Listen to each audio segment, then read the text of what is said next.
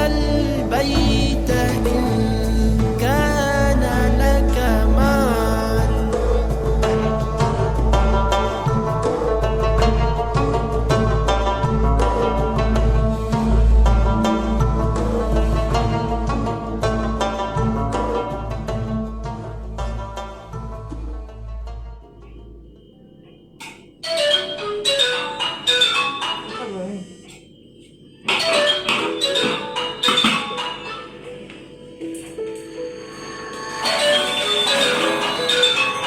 Hello hello.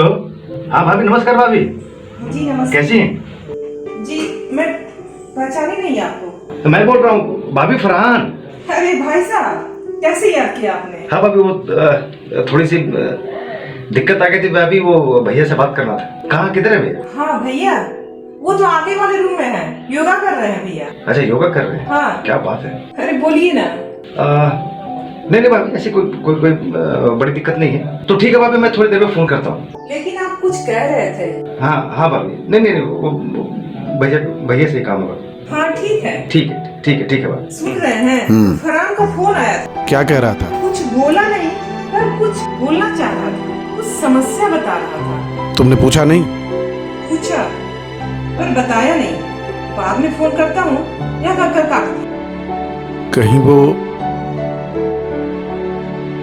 यहाँ आने के लिए तो नहीं कह रहा था? 5-6 महीने से उसके पास काम नहीं है। हो सकता है कि वो यहाँ आना चाह रहा तो हो। उसे बुला लीजिए, फोन कर लीजिए ना। सालों तो हमारे साथ रहा है वो। बुला लेता मानवी, लेकिन ये जो माहौल है ना, कुछ विचित्र है। क्या हुआ? क्या सोचने लगे? देखो मानवी, अभी लॉकडाउन है, कोरोना वायरस फैला हुआ है और ये महाघातक बीमारी है, और ऐसे में किसी का घर से निकलना नहीं है। तो क्या हुआ? चुपचाप आ जाएगा? तुम नहीं समझती मानवी। जब हमारे देश के प्रधानमंत्री ने हमें कहा है कि लॉकडाउन का पालन करना है, हमें घर से नहीं निकलना है, हमें पूजा पाठ नमाज जो भी करना है घर से करना है, घर के अंदर ही करना है। अच्छा तुम ये बताओ मानवी, तुमने इस बार रामनवमी पूजा कहां से किया था? घर से या मंदिर गई थी? घर में। बिल्कुल सही कहा, तुमने पूजा घर से किया था। लेकिन उनमें कट्टरता है। नमाज पढ़ने के लिए मस्जिद जाना नहीं छोड़ रहे हैं सब।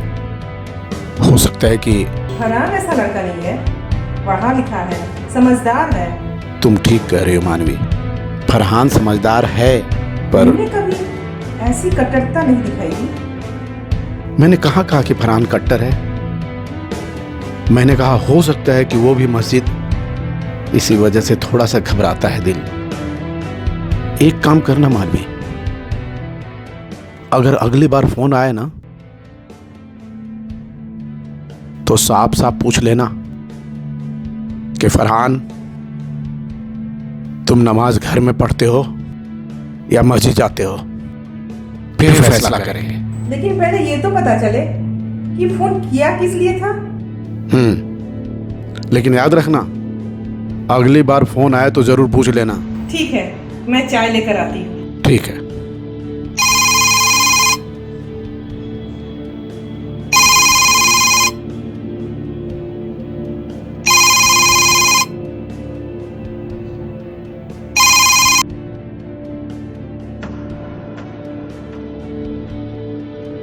हाँ फरहान बोलो। हाँ भैया, नमस्ते भैया। आदाब। कैसे हो फरहान, क्या हाल है? क्या हाल रहेगा भैया, कुछ भी ठीक नहीं है। हाल बहुत बहुत बेहाल है भैया। क्या हुआ बताओ। बहुत प्रॉब्लम चल रही है। अरे भैया, सभी लोग लॉकडाउन में फंसे हैं, उसमें मैं भी फंसा हुआ हूँ। लेकिन प्रॉब्लम ये हो गई है कि भैया पिछले 3 दिनों से मेरे पास खाने पीने के लिए कुछ भी नहीं। ना मेरे पास राशन है, ना मेरे पास गैस है, ना मेरे पास पैसा है। अब सोच रहा हूँ कि किससे मदद मांगू, कौन मदद करेगा इस वक्त पे, कुछ समझ में नहीं आ रहा है। पिछले 3 दिनों से लगातार मैं समझिए कि पानी पीकर पी सकता हूँ। थोड़े दिन की बात है, लॉकडाउन खुल ही जाएगा। नहीं भैया, इतने आसानी से लॉकडाउन नहीं खुलेगा भैया। और लॉकडाउन खुल भी गया तो क्या होगा, नतीजा मालूम है ना। अरे लोग बाग जो है वो सरकार के दिए हुए निर्देश का पालन ही नहीं कर रहे हैं। लोगों को अभी भी मंदिर में जाना है, लोगों को अभी भी मस्जिदों में जाना है। और ऊपर से अभी इतने बेवकूफ लोग हैं भैया कि जब लोगों को मालूम है कि बाहर भीड़ में नहीं जाना है, बाजार में नहीं जाना है, मस्जिद में नमाज नहीं पढ़नी है, मंदिर के भीड़ भड़के में नहीं जाना है, लेकिन फिर भी लोग मानने को तैयार ही नहीं है। अब क्या करें, उनके चक्कर में अब हम भी मरेंगे। यहाँ पर जाहिलों की तादाद बहुत ज्यादा है। तुम अपने लोगों को समझाते क्यों नहीं हो? मैं तो वही काम कर रहा हूँ, अपने लोगों को ही समझाता हूँ, दूसरों पर सवाल नहीं उठाता मैं। तुम भी यही करो, अपने लोगों को ही समझाओ। अरे किस किस को समझाएंगे भैया, और क्या क्या समझाएंगे? मुझे एक बात नहीं समझ में आती है। अरे भाई, ईश्वर को पता है, अल्लाह को मालूम है कि ये मुसीबत दुनिया में चल रही है, वो तुमसे प्यार।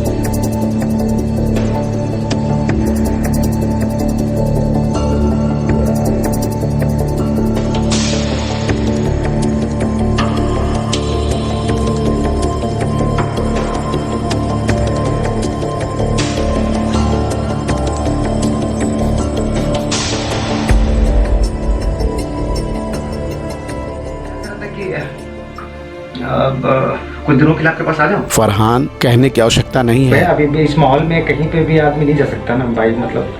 हाँ, ये बात तो है, कहीं जाने से पहले भी सोचना है। ठीक है भाई, तो मैं आता हूँ आपके पास। आ जाओ, हम लोग तुम्हारा इंतजार कर रहे हैं।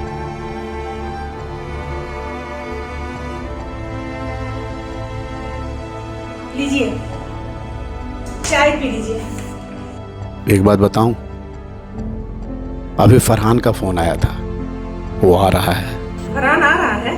हाँ मानवी, फरहान आ रहा है।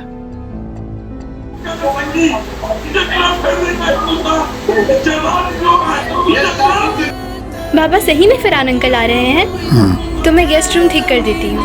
ठीक है, जाओ।